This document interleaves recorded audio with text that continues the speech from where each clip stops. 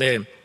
하나님의 나라가 누구에게 주어지는 것인지를 어린아이와 또 부자 청년의 상황을 통해서 예수님은 말씀해 주셨습니다.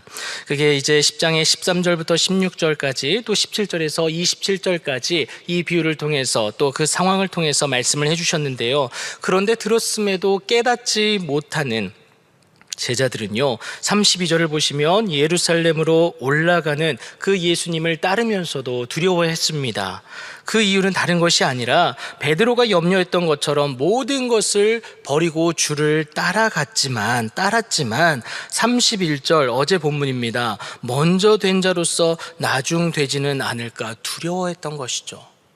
내가 지금까지 모든 것을 내어버리고 주님을 따랐지만, 내가 주님의 그 놀라운 은혜와 능력을 경험했지만 정작 나는 그 주인공이 되지 못하는 것은 아닌가, 주님을 따른 수고는 헛되지 않을 것인가 염려했던 겁니다. 하나님의 나라를 그저 보상으로 여겼던 것에 이 가졌던 마음 때문에 그렇습니다. 그래서 예수님이 12 제자에게 다시 자기가 당할 일을 32절에서 말씀하시는데, 세 번째 순환 예고입니다. 이전 예고보다 더욱 구체적인데요. 첫 번째 순환 예고는 마가복음 8장 31절에서 나왔고요. 또 두 번째 순환 예고는 마가복음 9장 30절에서 32절까지 그렇게 나왔습니다. 이 세 번째 순환 예고가 더욱 구체적인데 33절을 보면요, 이제는 목적지까지 나옵니다. 보라, 우리가 예루살렘에 올라가노니, 그리고 33절 중반절에 보시면요, 인자가 대제사장들과 서기관들에게 넘겨질 것이다 라고 얘기합니다. 이것은 무엇을 의미하느냐, 72명의 위원으로 구성된 또 유대인의 최고 의결기관이고요, 또 입법기관이면서 재판관의 역할까지 감당했던 산헤드린 공회를 말합니다. 그들에게 넘겨짐에, 그리고 33절 하반절에서 그들이 죽이기를 결의하고 이방인들에게 넘겨주겠다라고 말씀을 하십니다. 여러분, 산헤드린 공회는요, 당시에 사형은 선고할 수 있었습니다. 하지만 실행은 불가능했습니다. 실행 권한은 그들에게 없었기 때문에 그런데요, 그래서 이방인들에게 넘겨주겠다라는 것은 로마 파견의 유대 총독인 빌라도에게 넘겨질 것을 말씀하셨던 겁니다. 그리고 34절에서 그들은 능욕하며 침뱉으며 채찍질하고 죽일 것이나 그는 3일 만에 살아나리라, 3일 만에 부활하실 것을 분명히 얘기하시고요. 그리고 마가복음 16장 1절부터 8절을 보면 정말 그 말씀대로 이루어지는 것을 우리가 확인할 수 있습니다. 벌써 예수님이요, 제자들에게 3번이나 순환 예고에 대해서 말씀하셨지만 이들은 하나님의 나라를 진정으로 소유하기 위한 동참에 나설 생각조차 못합니다. 오히려 예수님이 이런 어려움 가운데 있으면 내가 차지할 것은 무엇일지에 대한 계산만 할 뿐이었습니다. 이들이요, 오병이어를 경험했음에도 불구하고 여러분 6장 52절, 마가복음 6장 52절 보면요, 여전히 깨닫지 못하고 도리어 그 마음이 둔하여진 모습에 다를 바가 없습니다. 내가 그 하나님의 놀라운 은혜와 능력을 예수님을 통해서 경험했음에도 불구하고 하나님이 보내신 예수님을 진짜로 알아보지 못하는 그 안타까움이 있었다라는 겁니다. 그렇다고 해서 이들이 예수님을 영접하지 못했느냐? 아닙니다. 이들은요, 예수님을 알았고요, 예수님을 영접했습니다. 그런데 왜 그러느냐? 여러분, 단지 지금까지의 수고에 대한 보상을 차지하기 위한 마음으로 분주할 뿐인데요, 이들이 왜 그랬느냐? 여러분, 누가복음 21장 34절에 보면요, 그것들을 우리가 좀 알 수 있는 이유가 여기에 적어 있습니다. 뭐라고 하느냐? 생활의 염려로 마음이 둔하여졌기 때문이다 라고 얘기합니다. 여러분, 우리가요, 살아가면서 나는 예수님을 압니다, 예수님을 영접했습니다. 그런데도 불구하고 내가 넘어지고 고난 가운데 있는 건요, 다른 것이 아니라 생활의 염려로, 내일에 대한 걱정으로 우리의 마음이 둔하여졌기 때문이다 라는 것을 얘기하고 있습니다. 하나님 나라를 여전히 보상으로 여기는 모습이 제자들에게 있었는데, 그래서 미래에 대한 걱정이 지금의 예수님을 왜곡하게 만들었고요, 하나님의 뜻을 외면하게 만들었다는 겁니다. 그 대표적 주자가 누구였느냐? 여러분, 세베대의 아들 야고보와 요한입니다. 예수님께 무엇이든지 우리가 구하는 바를 우리에게 하여 주시기를 요구합니다. 왜요? 여러분, 베드로만 이미 여러분 10장 28절을 보시면요, 자신의 업적을, 우리 모두가 이 모든 것을 버리고 주를 따랐다라고 얘기하지만 자신의 업적을 과시하는 듯한 모습을 볼 수가 있습니다. 근데 이 제자들이 생각할 때 자칫 잘못하면 그 자리를, 그 보상을 빼앗기지는 않을까, 나에게는 보상이 없지는 않을까, 그 안타까움이 있었던 듯합니다. 그런데 여러분, 이것은요, 현세적 메시아관에 갇힌 모습이라는 겁니다. 영적인 것을 바라보지 못하는 안타까운 모습이에요. 무엇보다 여러분, 예루살렘에 가까이 오니까 여러분, 누가복음 19장 11절에서 이렇게 얘기합니다. 하나님의 나라가 당장에 나타날 줄로 생각했기 때문에 이런 요구를 한다라는 겁니다. 그동안 수고에 대한 보상을 놓치지 않기 위한 이들의 선제 공격이었어요.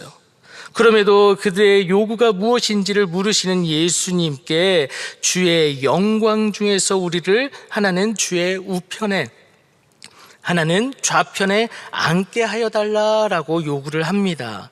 여전히 보상을 원하는 인간의 제한적이고 편협한 사고에서 벗어나질 못하고 있다라는 겁니다. 그러니 여러분, 이들이 구하면서도 구하는 것을 알까요, 모를까요? 모른다는 거예요.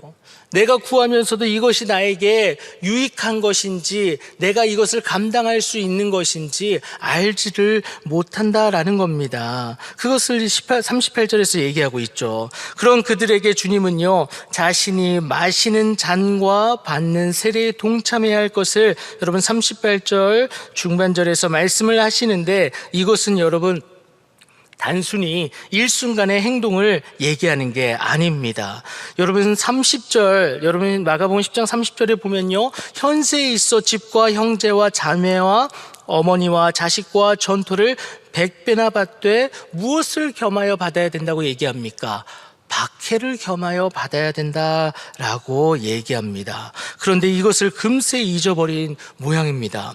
한 번 하고 끝날 것이 아니기에 야고보와 요한처럼 쉽게 대답할 것에 문제가 아니라는 겁니다. 내가 아버지 하나님의 놀라운 은혜와 능력에 거하지만 여러분, 골로새서 1장에서 말하는 것처럼 그리스도의 남은 고난을 내 육체에 채우노라, 교회를 위해서 내 육체에 채우노라 라는 바울의 말처럼 우리는 예수를 믿음으로 말미암아 예수의 삶을 살아냄으로 말미암아 받게 되는 복도 있지만 여러분, 고난도 있다는 것, 여러분 이것을 말하고 있는 겁니다. 그런데 이것에 대한 생각은 하지는 않고 그 받을 복만, 이 수고에 대한 보상만 이들이 요구하고 있다라는 것, 이것을 얘기하고 있는 겁니다. 여러분, 죄 없으신 예수님이 하나님의 사명을 따라 자기 목숨을 많은 사람의 대속물로 기꺼이 내어주심 같이 우리도요, 여러분 하나님의 형상인 다른 사람을 내 몸과 같이 서로 사랑해야 하는 것을 예수님은 요구하고 계신 겁니다.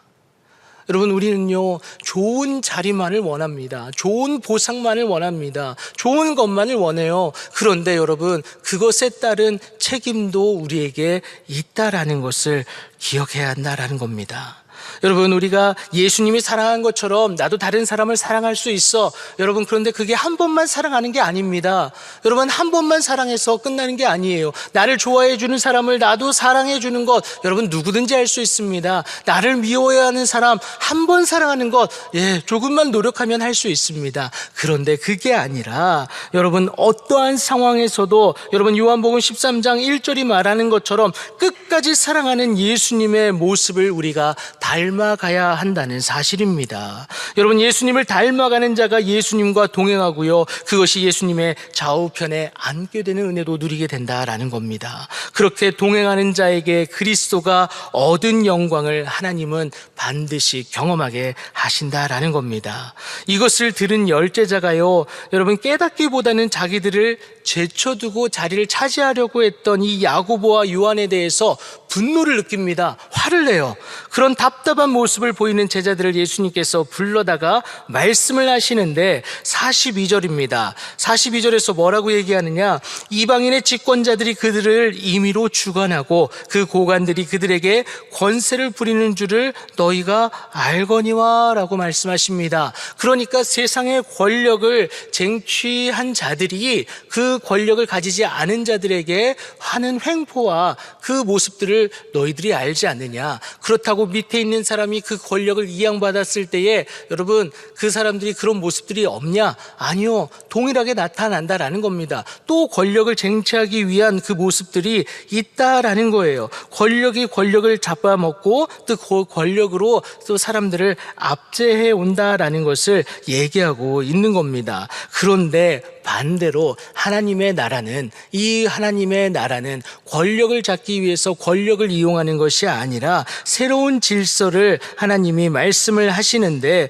그것이 여러분 43절에 나와 있습니다. 우리 43절의 말씀 같이 한번 읽어보도록 하겠습니다. 시작. 너희 중에는 그렇지 않을지니 너희 중에 누구든지 크고자 하는 자는 44절도 같이 한번 읽어보겠습니다. 너희 중에 으뜸이 되고자 하는 자는 모든 사람의 종이 되어야 하리라. 아멘. 여러분 하나님의 자녀된 우리는요 권력이 아닌 무엇으로 하나님의 새로운 질서를 이끌어 나아가야 되느냐? 바로 섬김을 통해서 하나님의 새로운 질서를 이끌어 나아가야 된다라는 것을 얘기하고 있습니다.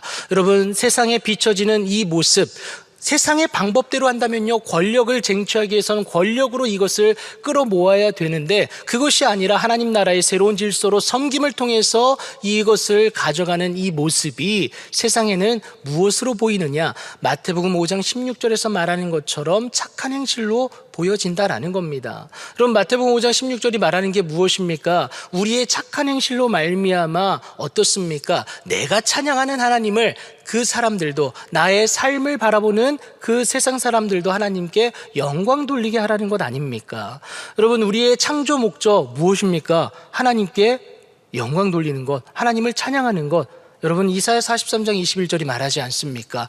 나만 하나님께 찬양해도 하나님이 기뻐 받으시는데 나의 삶을 통해서 다른 사람도 하나님께 영광 돌리고 찬양한다. 여러분 하나님이 더 기뻐하실 수밖에 없다라는 겁니다. 그래서 여러분 이 섬기는 자가 하나님 나라의 새로운 질서를 세워가고 하나님의 놀라운 일들에 귀하게 복되게 쓰임받는다는 것을 얘기하고 있습니다. 그러면서 예수님이 이 땅에 내려오신 이유를 말씀을 하시는데 여러분 45절입니다. 자기 목숨을 많은 사람의 대속물로 내어주심으로 그들을 섬기기 위함이다 라고 말씀을 하세요. 여러분 대속물은요 무엇을 말하느냐? 포로나 노예를 해방시키기 위해서 지불하는 속전을 말합니다. 그러니까 여러분 영적으로는요 죄인을 구원하시기 위해서 속죄 제물이 되신 예수님을 상징을 하는데요 이렇게 대속물로 예수님이 섬겨주시기 위해서 이 땅에 내려오셨다는 것을 얘기합니다. 이것이 예수님을 향한 하나님의 뜻이고요 또 우리를 향한 하나님의 사랑인 줄 믿으시기 바랍니다.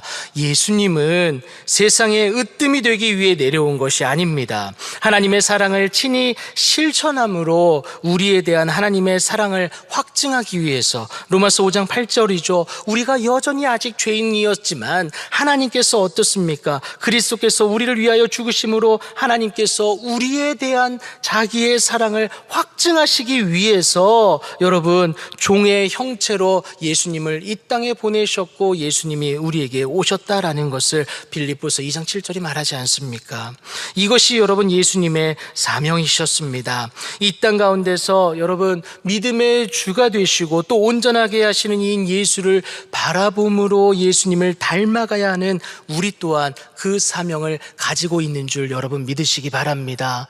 여러분 예수님이 섬기셨듯이 우리가 섬길 때에 하나님의 나라가 우리 가운데 이루어진다라는 겁니다. 그래서 예수님은요 내가 너희를 사랑한 것 같이 너희도 서로 사랑하라고 말씀을 분명히 요한복음 13장 34절에서 말하고 계십니다. 왜 서로 사랑해야 되느냐? 여러분 이 땅 가운데서 우리가 하나님의 말씀을 이루는 것처럼 최고의 축복은 없는 줄 압니다. 여러분 하나님이 저희에게 말씀하신 게 무엇이었느냐? 레위기 19장 18 18절에서 내 이웃 사랑하기를 내 자신과 같이 사랑하라. 이것이 여러분 요한복음 13장 34절에서 예수님이 말씀하신 서로 사랑하라라는 그 명령을 통해서 우리가 그 섬겨 나감을 통해서 우리가 이루어 나갈 수 있다라는 겁니다. 그런데 우리는요, 자신은 너무도 잘 사랑하지만 어떻습니까? 타인을 사랑하는 것이 참 어려운 시대를 살아가고 있습니다. 여러분, 어려움이 있으면 배려보다는 나와 공동체를 위한 공격적인 사재기도 서슴지 않는 게 우리의 현실입니다. 어려움이 있으면 남을 뒤돌아보기보다는 내가 속한 공동체만 안전하면 된다라는 생각이 우리 안에 팽배할 때가 너무나도 많습니다. 또 한 줌 되는 권력으로 모두의 공동체가 아니라 나만의 공동체로 전락시킬 때도 여러분 빈번하게 발생됩니다. 안타까운 것은요, 정작 그 일을 벌이는 당사자는 이 사실을 모른다는 거예요. 부자 청년이 그랬고요, 야고보와 요한도 마찬가지였습니다. 예수님이 본을 보이신 하나님의 사랑은 온데간데 없고요, 으뜸되려는 모습, 그 첫째가 되려는 모습만 남아 있었다라는 겁니다. 평소에는 그렇게 하나님을 말하면서도 정작 중요한 순간에는 하나님을 선택하지 못한 모습일 수밖에 없습니다. 여러분, 세상에서의 으뜸이 절대 하나님의 나라를 보장해 주지 못한다는 것을 여러분 꼭 기억하시기 바랍니다. 하나님이 베푸신 사랑, 예수님이 보여주신 하나님의 사랑을 내 삶에서 실천해 내는 모습이 있어야 합니다. 그렇게 하나님의 사랑을 가진 자에게 하나님의 나라가 주어질 뿐만이 아니라 그를 통해서 확장되고 이루어진다라는 겁니다. 이것이 여러분 창세기 1장 28절에서 말하는 그 정복과 다스림의 사명 아니겠습니까? 하나님이 복을 주시면서 생육하고 번성하고 충만하고 땅을 정복하고 다스려라. 여러분, 테이크의 정복과 다스림이 아니지 않습니까? 주의 말씀을 가진 자로서, 하나님을 가진 자로서, 예수를 가진 자로서 예수가 중심되는 그 갈라디아서 2장 20절의 말씀을 살아내는 그 모습이 있을 때에 너의 착한 행실을 보고 하나님께 영광 돌리는 자들이 너뿐만이 아니라 더 이 땅 가운데 늘어나게 되는 그 정복과 다스림의 사명 아니겠습니까? 그런데 여러분, 이 사명이 우리의 타락으로 상실되었지만 마태복음 28장 19절 20절 예수님의 지상명령을 통해서 저와 여러분에게 다시 회복되었고, 사도행전 1장 8절이 말하는 것처럼 성령의 권능을 가지고만 있으면 이 사역을 우리가, 이 사명을 감당할 수 있다라는 겁니다. 이 사명을 감당할 때 여러분, 오늘 본문이 말하는 것처럼 하나님 나라에 동참할 뿐만이 아니라 여러분 하나님 나라의 주역이 될 수 있다라는 겁니다. 이렇게 여러분 하나님의 나라는요, 보상이 아니라 동참으로 주어진다는 사실을 여러분 꼭 기억하시기 바랍니다. 그래서 여러분 다윗이요, 그 하나님을 찬양하길 이렇게 찬양하더라고요. 시편 20편 5절 중반절에서 이렇게 얘기합니다. 우리 하나님의 이름으로 우리의 깃발을 세우리니. 여러분, 하나님 나라의 그 비밀은 여러분 하나님이 친히 세워가시는 게 아니라 하나님의 이름으로 우리의 깃발을 세우심으로, 사람을 통해 일하심으로 하나님께서 그 나라를 세우시고 확장해 나가는 줄 여러분 믿으시기 바랍니다. 하나님의 나라는요, 그저 보상으로 주어지는 것이 아니라 하나님의 놀라운 은혜와 능력으로 주어진다는 사실 여러분 꼭 기억하시고 주님 앞에 나아가는 여러분들 되길 축복합니다.